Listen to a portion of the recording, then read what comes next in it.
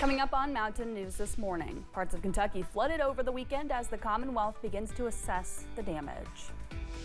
And the alarm did not go off for TikTok as the Chinese company leaves the weekend unscratched and with a new extension.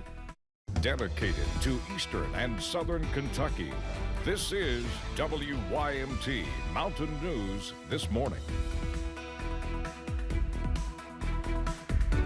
Good morning. I'm Amelia Lee here with you on this Monday, April 7th, and the time is now 5:30, which means it's time to check on in with meteorologist Megan Dusmal today. And I know, Megan, I saw some rain this morning, didn't have a raincoat, but did experience that. Not a lot of fog for my drive, though. Yeah, we do have not only those fog chances like she mentioned, but the rain chances are still in the forecast. The good news is this is the last day for now that we'll see that rain chance. It's starting to taper off as you're heading into Tuesday. And then both Tuesday and Wednesday provide a really nice break across eastern Kentucky. Here's a look at that live pinpoint Doppler radar. You can see some of the heavier rain right now just outside of Wise County, Virginia, as well as in portions of Buchanan County, Virginia, making its way out. Just looking at those light to moderate chances of rain throughout the rest of your day as this clears its way out. 24-hour temperature change. Now, this is something to be talking about. Those temperatures are over 20 degrees colder right now than this time yesterday for a lot of the area. 22 degrees colder in Somerset and Jackson, 23 degrees colder in Logan, Pikeville, and Prestonsburg. Here's a look at those current temperatures, mainly sitting in the 30s and 40s for Kentucky and the 40s and 50s for Virginia and Tennessee. But in the afternoon, we'll warm up to the 50s with the exception of Wise in the upper 40s.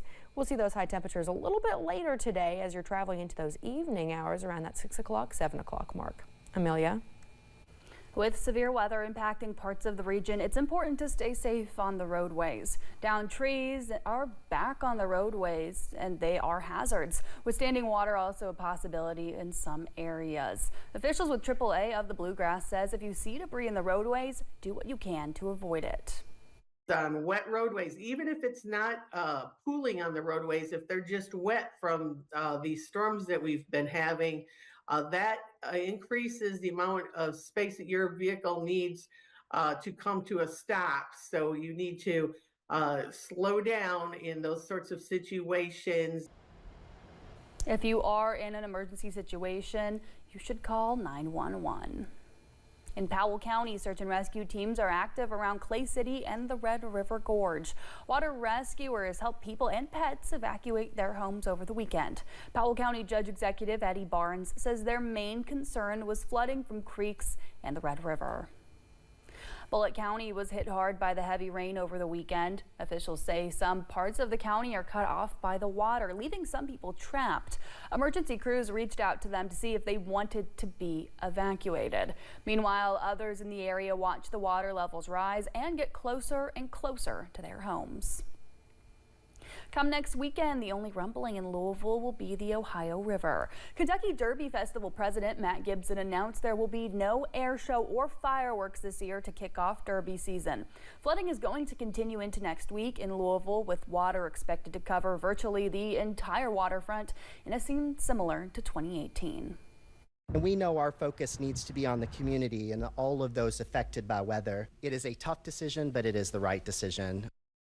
The heavy rains and rising water have been hard to miss, but few saw this announcement coming. Officials say thunder alone brings in roughly $126 million in economic impact to the area. During the weekend, there was an apartment fire in Hazard. The Hazard Fire Department was called to the 2500 block of North Main Street on Saturday to put out the fire. Initial reports said a man was trapped inside the building, but he was found safe next door. Crews were able to put the fire out and leave the scene around 4:30 in the evening. No injuries were reported. The Housing Development Alliance got a new home energy rating system, or HERS, on a house they built. The house is for a single mother of 3. The score was 37, which officials with the HDA say is the best score they've ever gotten. Mindy Miller with the Housing Development Alliance says the home is actually larger than the standard floor plan, with 4 bedrooms and 2 bathrooms, as well as more than 1,400 square feet. Well, we hope we can keep all these scores really low like this. You know, for us to get a 37, we're celebrating that because that means that house is 63% more energy efficient than the typical home built in the United States. She says the average U.S. home normally gets a HERS rating of 100. Miller says the home could save the homeowner more than $2,000 a year on the cost of energy. The Labor Department turned out a better than expected jobs report for last month, but is this the calm before the storm? CBS News Money Watch correspondent Kelly O'Grady digs into the latest data. A robust jobs report for the month of March rolled out in the shadow of an escalating trade war. Higher tariffs will be working their way through our economy and are likely to raise inflation in coming quarters.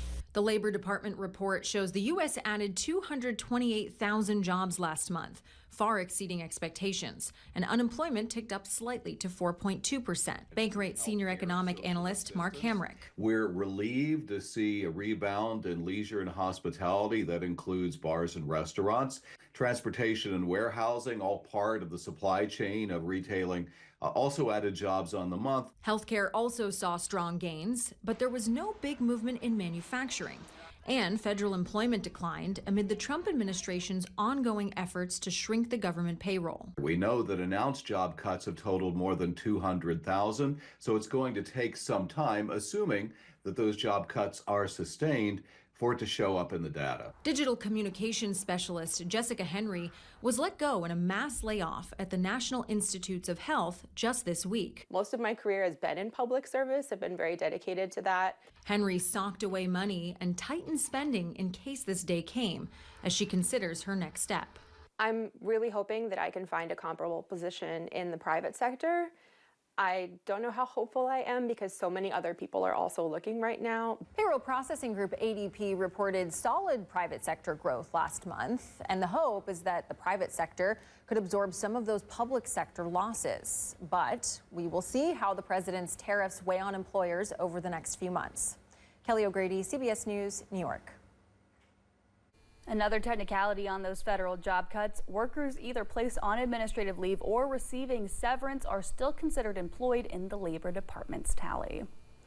Key House conservatives rejected the Senate budget resolution hours after the chamber passed their budget blueprint. House Freedom Caucus Chair Andy Harris and House Budget Committee Chair Jody Arrington both criticized the budget resolution on social media Saturday. Arrington described it as being, quote, unserious and disappointing. Both chambers must agree to the same budget blueprint in order to unlock the filibuster proof process called budget reconciliation. There are plans for a new proposal to be made this week. The Social Security Administration is getting ready to cut off a chunk of their technology team as part of the large-scale federal job cuts. The Office of the Chief Information Officer has been told to cut 30% of its staff. It comes as the agency deals with more computer system crashes. The office had about 3,200 workers, but it's already lost hundreds due to retirement and separation incentives. Recent firings within the CDC and the National Institute for Occupational Safety and Health are impacting Kentuckians. The mass firings wiped out divisions that were focused on the health and safety of miners, firefighters, and healthcare workers. Ongoing investigations to ensure the safety of life-saving breathing equipment were immediately stopped. Industry officials, lawmakers, and unions representing workers that rely on the agency's protections all called on HHS Secretary Robert F. Kennedy Jr. to reverse course.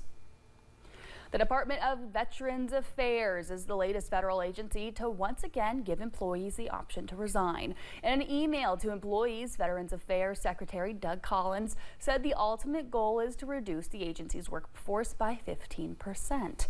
Last month, he said the department is looking to lay off roughly 80,000 employees. President Donald Trump is granting another extension for TikTok to find a new buyer or face a ban in the U.S. The president took to social media saying he's signing an executive order to keep the popular social media platform up and running for an additional 75 days as the U.S. continues to work with TikTok and China to close a deal. TikTok's Chinese parent company had faced a Saturday deadline to sell the app to a U.S.-based buyer to prevent it from going dark nationwide.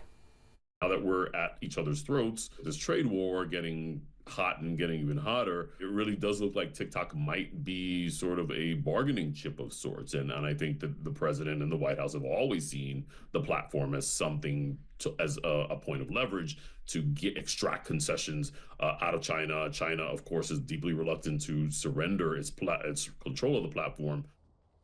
Amazon, the biggest e-commerce platform in the world, is among companies that have put in a bid to acquire TikTok. ByteDance has previously said it has no plans to sell the app.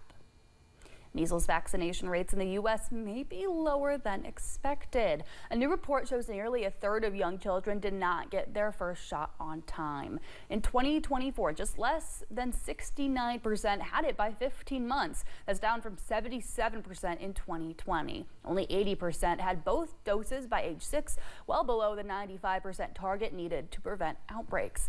Officials reported at least 565 measles cases so far this year, and that's one of the highest counts since the disease was declared eliminated.